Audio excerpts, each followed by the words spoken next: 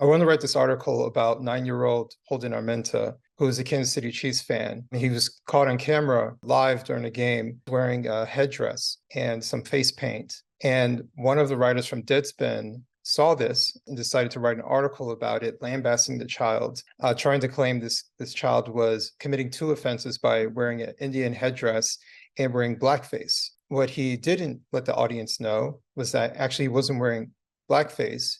Half his face was painted black, half his face was painted red.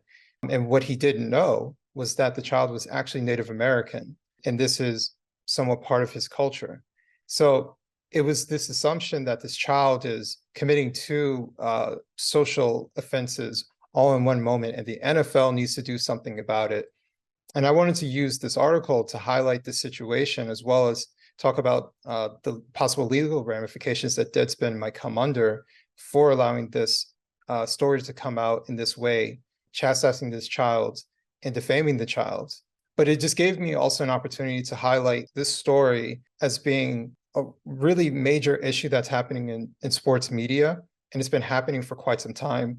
And as a big sports fan myself, the years of turning on ESPN every day to see what happened the night before, listening to sports banter between sports journalists. Sports used to be fun, and now it's serious. And it's done by people who take themselves too seriously. It's done by people who are wannabe politicos. And now it's filled with leftist ideologues as well. And the entire ecosystem of sports journalism, sports entertainment, isn't entertaining, and it's sports activism. And it is stuff like this by this writer who's just seeking out a story that didn't even exist. And what he ended up doing was going out of bounds and using a child to make some political point. And I think this is exactly why people like myself, who spent decades watching sports media, has decided to turn it off. I've stopped watching the NFL. I've stopped watching the NBA. I've stopped watching the vast majority of ESPN content and really any other sports media content. I've turned it all off because I can't take it. There should be some sort of separation between, yes, things that are serious in society and politics and all that stuff, but sports is meant to be fun.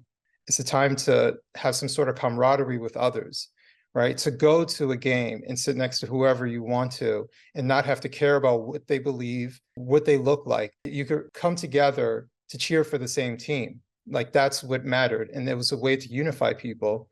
And yet these people are using their platform to divide people, to find ways to pick apart others, and to chastise us for not wanting to be part of their political game. So I just wanted to write this article, and I'm really glad that the New York Post gave me the opportunity to highlight this, because this is something that's been making me angry for quite some time.